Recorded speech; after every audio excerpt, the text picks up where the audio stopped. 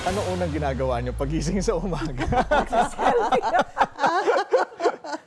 Uy, hindi ko kayang gawin yun. Alin? Kasi only Derek and Ellen can do that because they're both perfect specimens of human beings. Hindi Maganda ko kasi kaya- sila. Ang gaganda Oo, at nila eh. gwapo. Paggising pa lang, pwede na mag-selfie. Yan ang confidence. Yan ang confidence. Ako pupunta ako ng kusina, maghahanap na ng agahan.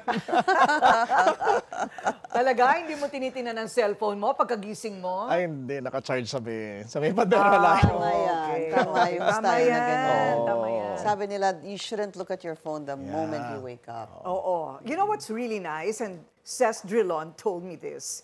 To meditate when you wake up. Yeah. Oo, pray. Di ba maganda yung prayer or whatever you believe in, di ba? Para peaceful yung umaga. Tama. At mong cellphone ka agad. Yeah. Correct, di ba? Tapos stretch. Yeah.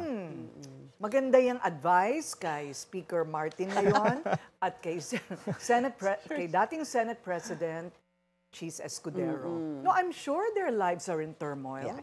Right now. So, wala naman tayong hanggang walang mga talagang charged and convicted. So, peace to everybody and hopefully malagpasan natin lahat ito kasi labo-labo na sila, ano? Ngayon, ang magkalaban na ngayon talaga si Senator Cheese tsaka si si Congressman Martin Romualdez, habang si Congressman Zaldico ay Congressman no more.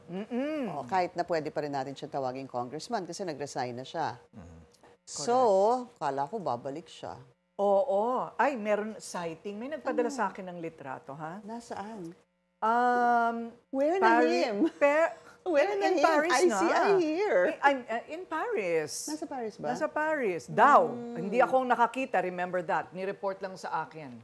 Umano. Na may nakakita sa kanya. I see.